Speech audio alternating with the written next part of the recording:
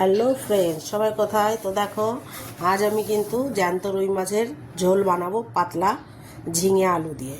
তো বেশি না বকে ভাট, রেসিপিটা দেখে নেওয়া যাক। তো সবাই দেখো, আমি কিন্তু মাছটাকে ভালো করে ধুয়ে নিয়েছি। ধুয়ে নিয়ে হলুদ আর লবণ মাখিয়ে নেবো। তোমরা সবাই জানো মাছে হলুদ লবণ মাখিয়েই নিতে হয় ভাজার আগে। তো দেখো, আমি হলুদ লবণ ভালো করে মাখিয়ে নেব। হলুদ লবণ মাখিয়ে নেওয়ার পরে আমি কিন্তু দেখো, আমি এই যে ঝিঙে দেখাচ্ছি, এটা ঝিঙের তরকারি হবে। দুটো ঝিঙে নিয়ে নিয়েছি। তো আমি এদিকে কড়াইতে, গ্যাসের উপরে কড়াইটা চাপিয়ে দিয়েছি।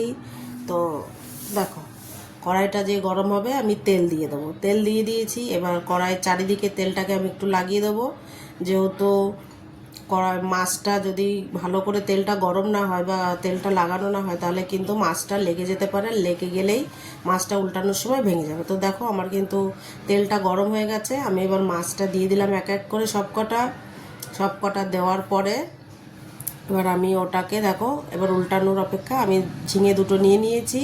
এবার ঝিঙেটাকে আমি কেটে নেব সুন্দর করে, একদম তরকারির মতো একটু বড়। মাছটা আমি এক পিঠ উল্টে দিয়েছি, মাছটা আমার উল্টানো হয়ে গেছে। তো দেখো, ভালোভাবে ভেজেও নিয়েছি। এদিকে আমি দেখো সবজিটা সব কেটে নিয়েছি সুন্দর করে। এবার আমি এদিকে মাছটা নামিয়ে দেবো, দিয়ে ওই তেলেই দুটো তেজপাতা আর একটু গোটা জিরে দিয়ে দেবো। আমি একবারেই সবজিটা চাপিয়ে দেবো, আমি কিন্তু পরে আর কোনো ফোড়ন দেবো না। তো এইভাবে দেওয়ার পরে জিরেটা একটু কালো হওয়ার অপেক্ষায়, জিরেটা একটু ভাজা হলে এতে সবজিটা আমি দিয়ে দেবো। তো দেখো বন্ধুরা, জিরেটা কিন্তু ভাজা হয়ে গেছে। এবার আমি এতে সবজিটা দিয়ে দেবো। দেখো, সবজিটা আমি দিয়ে দিলাম, আলু আর ঝিঙেটা আমি দিয়ে দিলাম। আমি এরকম লম্বা কেটেছি, তোমরা অন্যভাবেও কাটতে পারো, আলুটাও অন্যভাবে কাটতে পারো। তোমরা তোমাদের মর্জি মতো সবজিটা কেটে নেবে। আমার মনে হয় এটাই ভালো। তার জন্য আমি এটাকে ভাজার জন্য আমি একটু হলুদ দিয়ে দিলাম।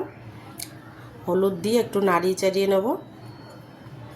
নিয়ে এবার ওতে আমি দিয়ে দেবো 4-5টা কাঁচা লঙ্কা। ঝালটা তোমরা তোমাদের পরিমাণ মতো নেবে, যেহেতু বেশি যেন ঝাল হলে আবার ভালোও লাগবে না। আর এই সবজিটা এতই সুন্দর, সুস্বাদু বা হেলদি, এটা বাচ্চা থেকে বড় সবাই খেতে পারে। শরীরের জন্য, স্বাস্থ্যের জন্য খুবই ভালো। তো দেখো, এবার এটা আমার ভাজা হয়ে গেছে। এরকমভাবে তোমরা ভেজে নেবে। এই পর্যায়ে যখন আলুটা যখন গোল্ডেন ব্রাউন হয়ে যাবে, এই পর্যায়ে তোমাদের এতে মশলা দিতে হবে। এবার আমি দিয়ে দিচ্ছি লবণ, যেহেতু হলুদ আমি আগেই দিয়েছি, আর সামান্য একটু দেব।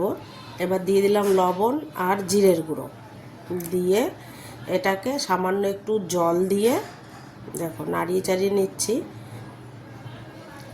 এবার আমি এতে সামান্য একটু জল দিয়ে দেব।